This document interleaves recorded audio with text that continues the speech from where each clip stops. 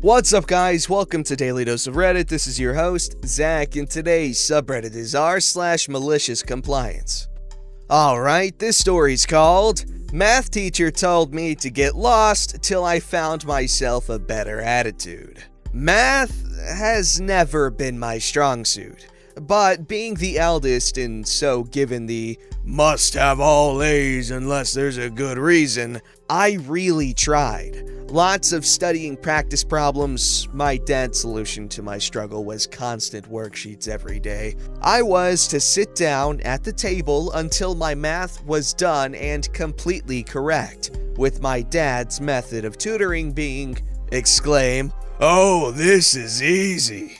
Give me the answer. I hated this. I wanted to know how to do it, not just the end result. Explain his method in what I swear was shorthand plus complicated as it could get, or, if I didn't understand, he'd repeat previous steps but do so louder. I explained this to show how easily stressed I'd get about math. Not to rag on my dad, he's human like the rest of us, and teaching and communicating was never his strong suit. He did hardwire into me for every problem I had to painstakingly show my work all the way through and then explain how I got there by proofing and writing my thought process behind it. My math homework was always at least 4 to 5 pages front and back, but at least there was no way for teachers to say I didn't show my work, right? Then I meet my 7th grade teacher. Let's call her Mrs. Shrill. I had for math and science in a block, or back-to-back periods,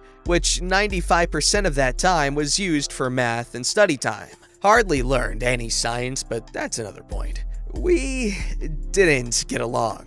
She hated my constant questions after she'd explain something, usually saying I should pay better attention when she teaches. I understood her methods less than I did my dad's, so would almost always want help during study time. After a while, she explained that I was taking time away from other students who needed help and to hold my questions till after class. Okay, so I'd try just that, only to be waved away as she'd say she has to prep for her next class. Could I have told this to my parents or to another teacher? Yes, but I saw this as whining, and so just kept trying to figure things out. Math grade slipped. She always gave everyone an A in science, probably to cover that we rarely did anything for that subject. I wasn't about to rock that boat. I get more tutoring time at home and told to pay better attention in class. Fun times. This went on for 3 to 4 months, with me desperately trying to hold on to a C. Then, life said, let's take a break on the lemons. My parents wanted to take a road trip to see some family friends almost all the way across the United States. Would take a month and a half. I was friends with their kids, so yay. And I saw this as a break from that dreaded woman. So double yay. Now cue the storm clouds. My teachers assigned me homework packets to do while on vacation, which wasn't surprising. The part that made my soul shrivel inside was how much Mrs. Shrill had given me. Just under half the damn math book I was to complete before coming back. Much of the road trip there consisted of my nose in my homework, trying to get it all done before we got there, so I could relax and have fun.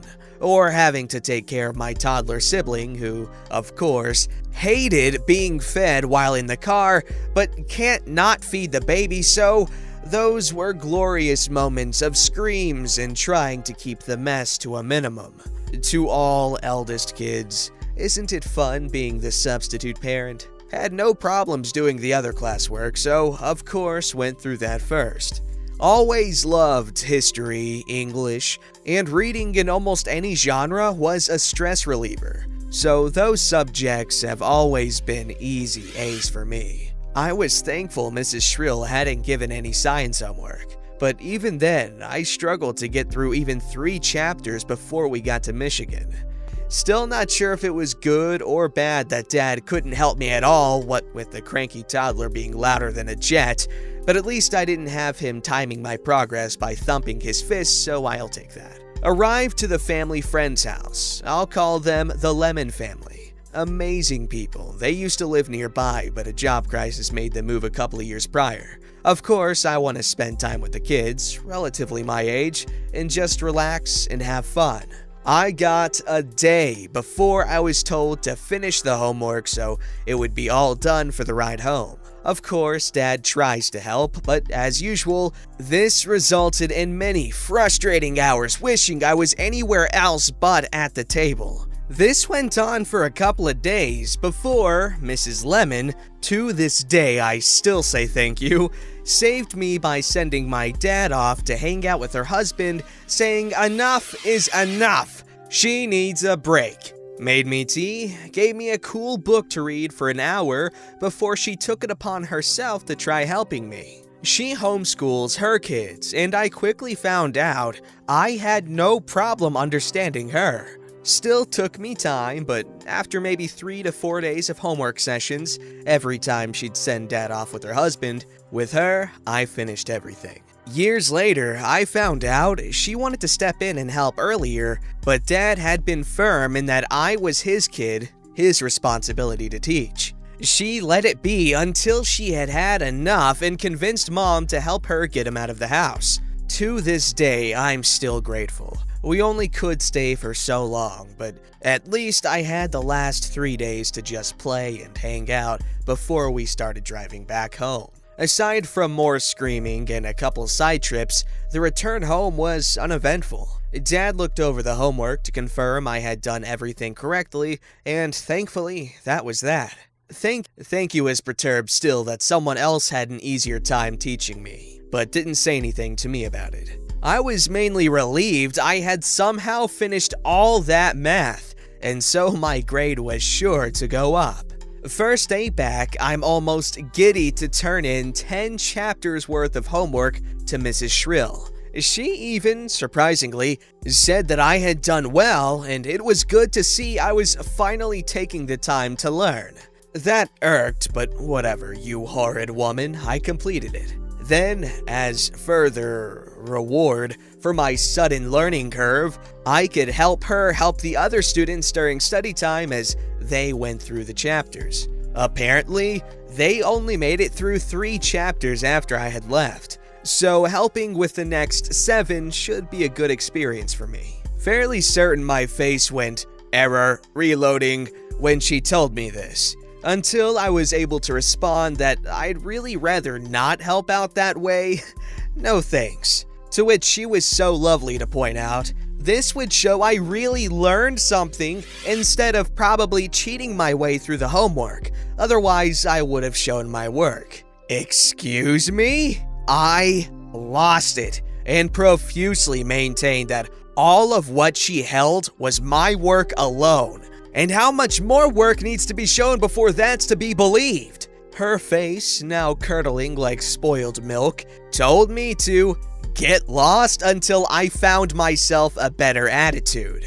Still fuming, I did just that. For the next week, come period 6 to 7, I'd head over to the library and read to my heart's content until the bell rang signaling buses. Now, of course, my parents eventually were called and informed I was skipping, and so they were peeved and demanded an explanation, as well as being very interested to know what happened to my math homework, as online it showed as missing 0%. Now very nervous, certain I had an F for the first time and wasn't sure what punishment that'd warrant, I explained yes, I did turn it in and how that unfolded. At this point, I'm getting basilisk stares when asked why I didn't go to class after this, and I explained that she basically told me to. Since I hadn't found the attitude she was looking for, I didn't have the urge to attend class. After what seemed an eternity of silence, my dad busted up laughing, then they both hugged me, told me, "With balls like that, you'll do fine in life," then admitted maybe he wasn't the best person to help with math. Mom had been wearing him down that she should try after I did so well with Mrs. Lemon. showing it was more likely communication issues that were preventing me from learning quicker. But I didn't find this out for a long while. While I might be a tad scarred from his math teaching methods, my dad is a loving father, and when the need calls, has no problem being our advocate at school, even if it requires roaring. He's always been a vibrantly emotional person.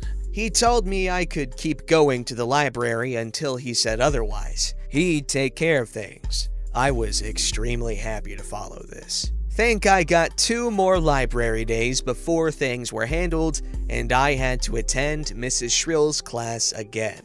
Dad had verbally berated her in front of the principal, how I should be credited for all the work I did and not require me to help teach in any way. That until the class had caught up to where she had assigned me in the book, I should only have to take the tests and be left alone.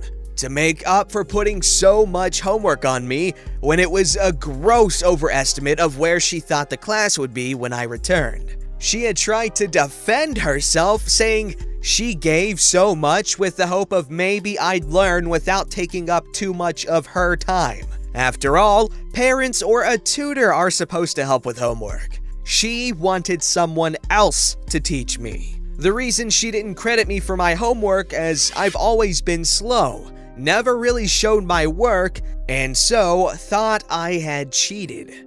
Dad always checked my math homework and made sure I showed my work up to his standards. This did not help her in the slightest, and to appease my dad, the principal said I could essentially be left alone in class till they had caught up to the last chapter I worked on, as well as getting credit for my vacation homework aside from whatever questions I'd gotten wrong. Ha! Already knew everything was correct. Suddenly, I loved her class for a decent while. Meant I could just read aside from tests. Once the class caught up, that ended. But with Mom helping me with studying, math wasn't so bad to learn.